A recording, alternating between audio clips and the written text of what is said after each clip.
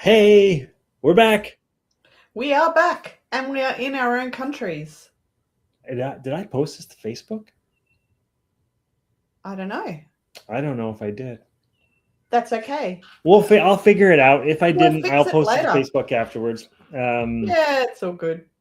All Uh, good. yeah, no, I'm retracing in my head what buttons I pushed before, and I don't remember if I pushed the Facebook button. Anyways, welcome back to the us being separated version of this. But boy, it was fun not being separated. Yeah, it was cool. We really enjoyed our time or your time with us here. We'll have to try to figure out how we can make that happen in a reverse format at some point in time. Some point, yes. Yeah, yeah, Um, there's more to be had. But let's focus on the topic of the well, day. what is the topic for today? It is Reality. Yours reality. versus theirs. Yours versus theirs. Okay. I actually had some inspiration for this. I think it was either the day that you left or the day after. I remember I was outside, I was working out, and I'm like, it just popped into my head like the whole idea of um, my reality versus somebody else's is what I was thinking about because, and you were here for this, so but I don't think we had talked about it in too much detail. So on your last night here, during the afternoon, I got an invitation from a friend of ours who lives almost across the street. Come on, you want to come over for some drinks or whatever? And I was like, oof, can I answer yes to this? I don't know if I can answer yes to this. Like I started like shooting on myself a little bit. Like, ooh, is this something I should be doing? Should I be going to somebody else's house and bringing over guests and like this Yeah, is their because last night? there's some complexities there, right? It's like the even though I was the guest, or Renz and I were the guests, Yes. it's the adding extra, like, oh, and I'm bringing +2. Well, I mean, I checked that before I'm like, we have company. And then they're like, yeah, bring them along. It's fine. It's casual, have drinks, whatever, come for a drink. So first of all, I was battling with, should I even be proposing this as an opportunity? And then when I got the okay from everybody and we were going to go have a drink, then I was like, oh, it's their last night. Should I really be doing this? Or should we be like trying to soak up all the time that we can with you before you go? And then as the night progressed, I would just the way where I sat down, I was apart from both you and Renz. So I was like, ooh, should I have like sat closer so that I could be like an intermediary in the conversations and keep things moving? And like I started like playing host in someone else's house, just trying to figure out, should I be doing something different? And then I noticed at one point, um, Renz didn't kick you under the table, but it was that kind of like, I think I'm good to go. He kind of did. He kind of did. He'd hit a wall because so in context, Let me finish where my brain okay. is, and then you can share. So I'm starting to think, oh shit, I shouldn't have done this. This is a bad idea. They're not having fun. They want to go home because they're not included. Blah blah blah. So I was like, oh shit, I've really done this now. And then you basically got up and left. I'm like, should I be following them? Like, do I stay here? And I was in my own little spin, sitting in that chair, having my beverage, enjoying myself, but not enjoying myself. So I thought it would be fun to hear the other side of that actual reality, because my reality was me spinning in, I'm a horrible person and I'm a bad host and all this stuff. And you guys are gone. So what was going Okay. on your side of the table? Our reality. Okay, so Your our reality. reality was we had done a hike earlier in the day. It had been quite warm. Side note, my husband doesn't do well with heat. He he just doesn't do well with heat. And so he hadn't told me that he was feeling overheated, but I think it probably when he gets time to sit down and relax, and then it kind of hits him and he realizes and he pays attention to what's going on in his body. So we were happy to go along with all of the experiences that anything you guys offered to include us in, whether it was shopping at Walmart or picking blueberries or dropping around to a friend of yours, we were like, sure, we're up for it. Great, let's do this, because we wanted to experience what life is like and all of those things. So for us, we were just like keen to go, oh, cool, this is another element of life in Canada. Mm-hmm. So we said yes without any hesitation, and we turned up. And yeah, whenever I guess you walk into someone you don't know, there's always this element of, okay, now we have to get to know these people, and what do we have in common with them? And there can like be a like, okay, is it like rapid fire of rapport setting going on? And Renz and I were probably just a bit tired. So I noticed that I'd picked up a little bit, because I have that networking skill, so I kicked that in. But Renz, you'd put him in a space where he's like, it wasn't just one family. Now there's like 3 families involved. Yeah, like 3 small families. Yeah.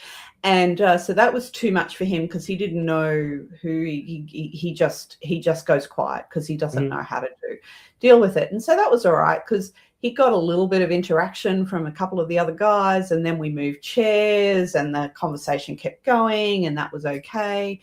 And then he did kind of kick me under the table.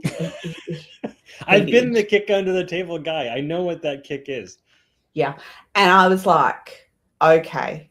And I said to him, do you need me to do my thing? And he said yes. So what my thing is when we are at his mum's place or any major family gathering, he's hit his limit. He hits a limit. Angel used to hit a limit. And I'd be the one that always goes, oh, we have to go now. And so everybody always thinks it's me that wants to go. It's never me. It's always one of those two. But I'm the one that carries it, because I can just throw it into the conversation. I do it with a level of energy and just go, oh, well, we've got this thing on, or whatever excuse I make. And so I did that. And because as soon as I said, do you need me to do the thing? And he went, yep. So I was like, yeah, great. And then I noticed you came over and was like, do we need to walk you back? I'm like, no, I think we can handle a block. I really wasn't worried about the block.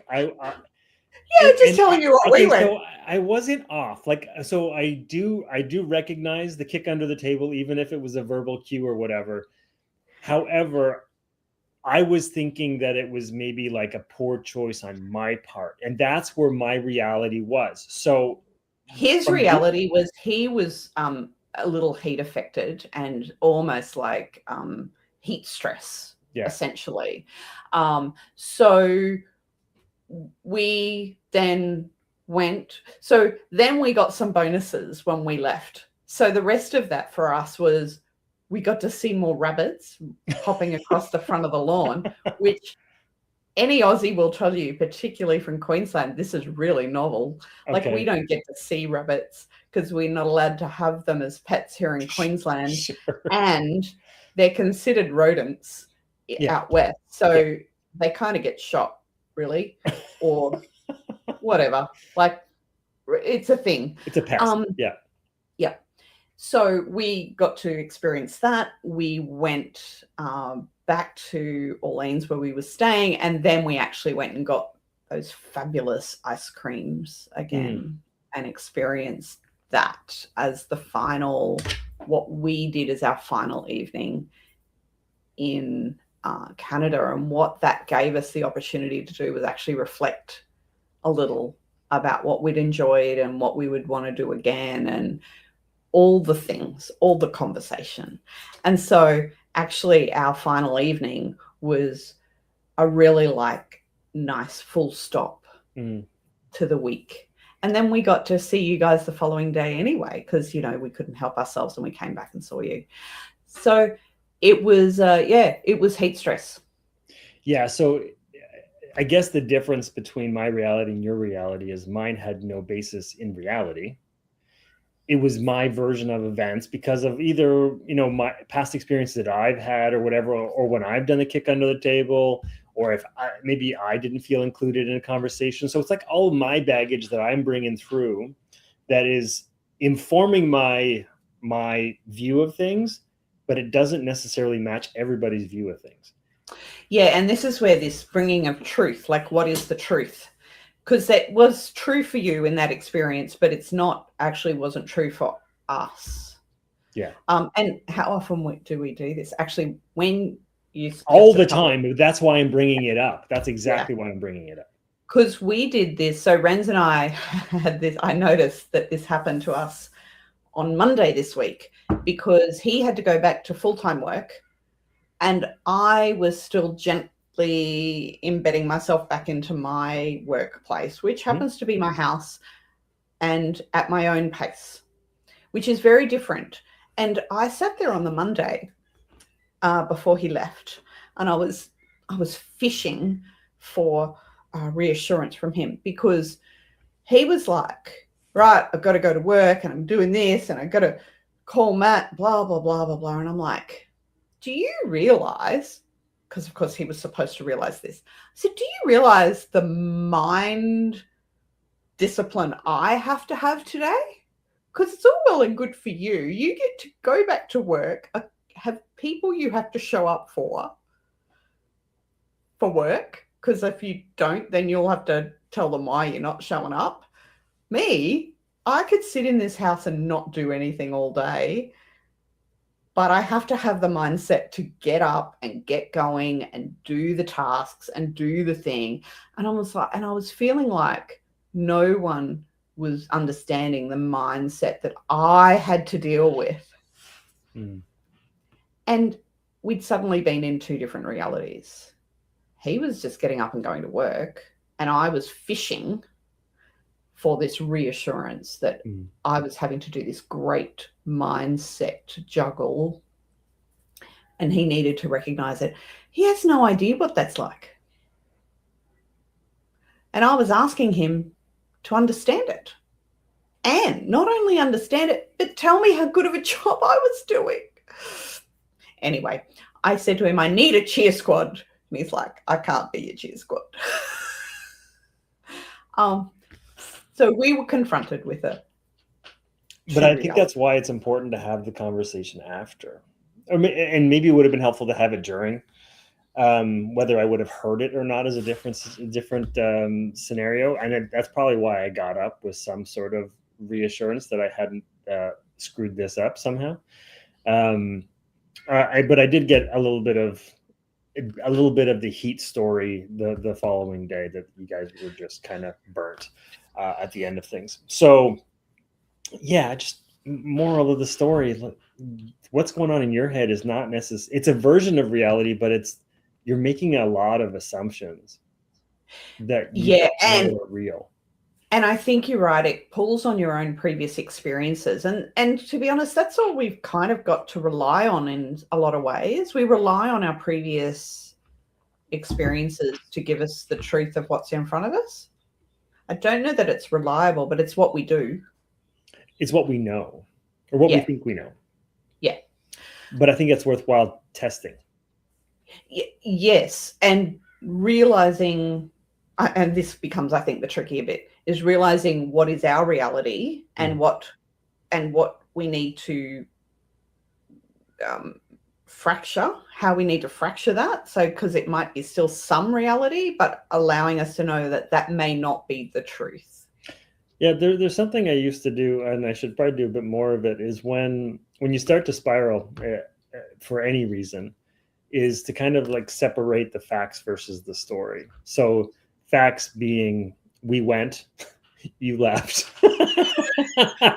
But I don't know why. The world continued spinning. I made it mean a bunch of things, but I didn't know your truth of the situation. But usually you don't have the opportunity to, or you don't often have the opportunity to find out the other side of the situation unless because are close enough to ask the questions. Turning up the following day. Yeah. Can we just go over what happened last night? Because I think I might be a jerk. Okay. I just want to know. Is that true? Okay, good. Anyways, you get what I'm putting down here.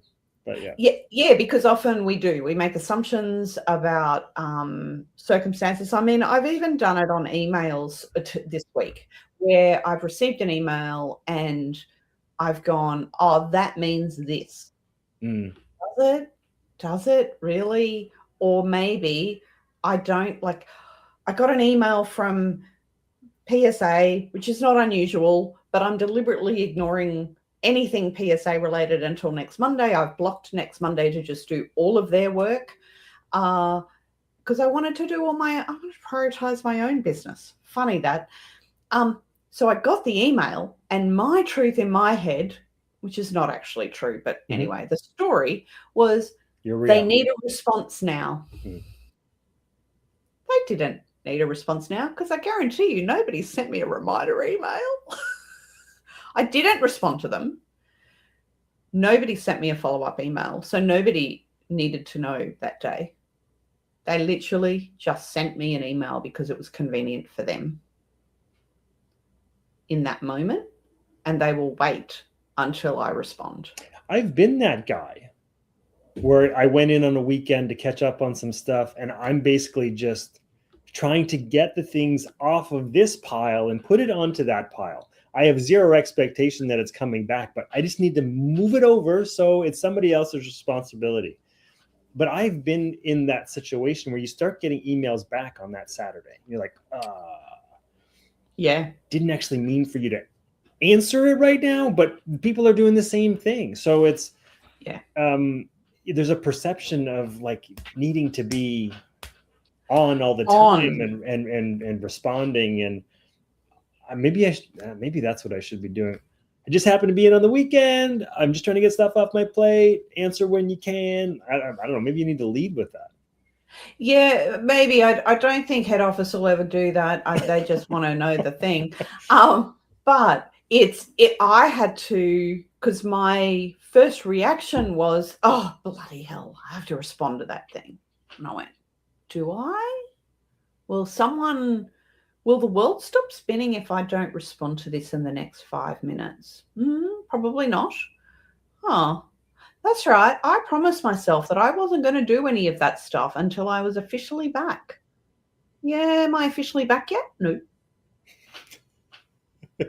So I snoozed it until next Monday. So yes, I'm talking about it today, but it's not in my inbox waiting for me to look at it every day and going, oh, maybe I should answer that thing. No, it's just next week. It's like it's off my to-do list until then. It's not off completely, it's just not now. So that was, I was able to adjust my reality of always having to respond immediately. You're reminding me of something else that happens sometimes when I get an email, and I'll read it and I'll have like an immediate reaction, like, oh, they don't know what they're talking about, or blah, blah, blah, blah. And I'll have to reread it to like see, is my first reaction, is it valid?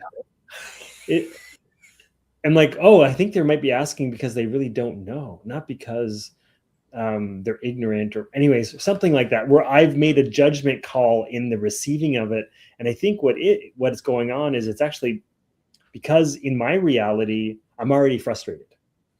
So when it comes through, now it's coming through my frustration lens, and I'm just lashing out in response. So my reality is, it's almost like it's impacting the way that I'm responding. So I need to like slow down, pull back, reread it, and then make a more rational reply. Oh, look, and sometimes I go even worse than that. I will have that frustration filter and I'll have read the email, but I won't have actually read it. I'll have scanned it. And because I'm frustrated, or I'm, oh, that's annoying, this person again, I assume what it is they're asking. Yes. And you're reading into it. Yeah. Yes. And then when I reread it, I go, oh, they didn't even want that answer. And so when I have learnt, because I've got myself in trouble if I don't do it this way, I have learnt that any email that I'm frustrated at, I go, don't look at it for another 3 hours or the next day, and then look at it again. And if I do a response, it's only allowed to go into draft so that I don't send it for 24 hours because that reactiveness really needs to not be part of it. And emails, particularly, messages is the same thing. We put so much interpretation on how we read someone. We read it with tone and even maybe a voice. Yep. Yeah. And it's not that. Yeah. It's so not that. So yes, I've had to put deliberate strategies in place for that, because there are people that I roll my eyes when I see an email come through from them. Yep. And I know that's not healthy. It's almost toxic, but sometimes in workplaces, I remember it happening. Well, but also, you're often not picking the people that you work with in a workplace unless you're the person who's hired everybody. Yeah. So you're going to have frictions with people you don't see eye to eye with, or you don't agree with the way that you guys do things. So I think it's normal, but can you pull yourself back, ask the questions that you need to ask, get clear so you're both living in a similar reality as opposed to two different bubbles? Yes. Because I actually think that underlining all of it is that everybody has the best intention and wants to make it easy for everyone. So even if we go back to your original story about the Friday afternoon barbecue drinks, even our intention was not to make anyone feel uncomfortable that we felt we needed to leave.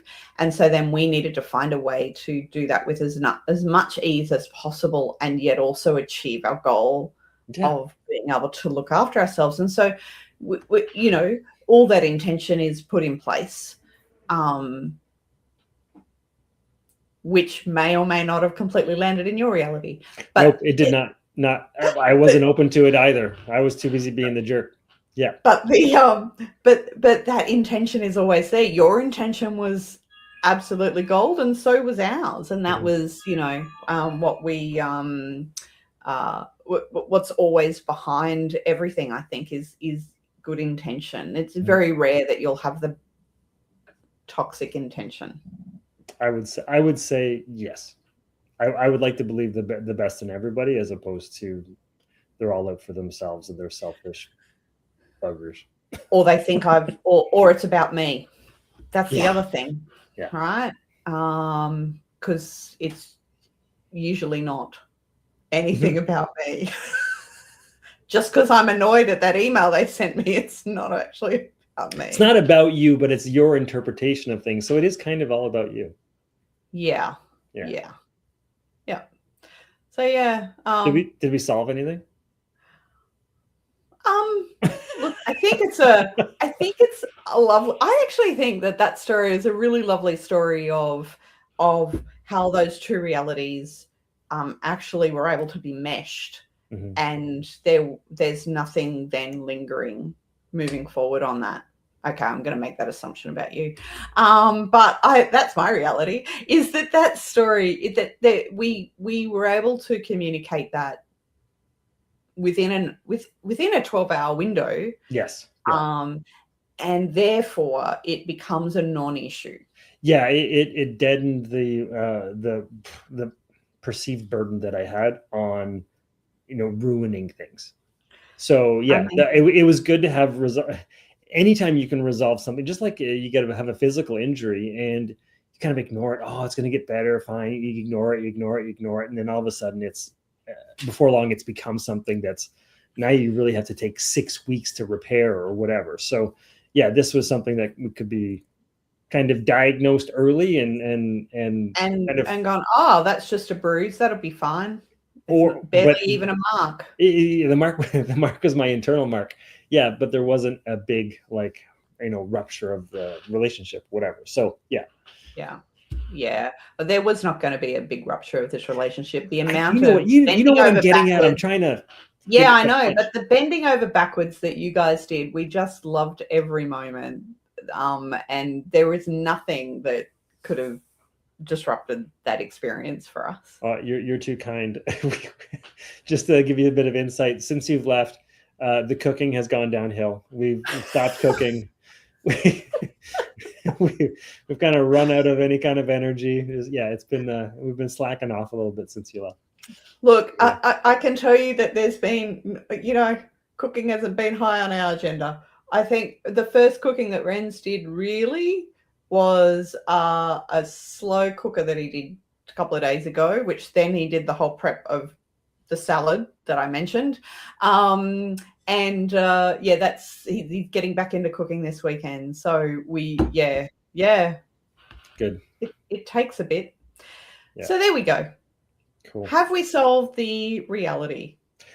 No. However, if you can have a conversation with the other side, maybe your reality is not as harsh, maybe, or not as big a deal as you've made it out to be, is what I'm thinking.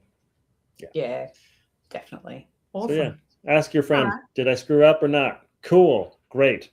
We good? We're good. Let's move on. Cool. Well, on that note, we will see everyone again in a couple of weeks' time. I believe so.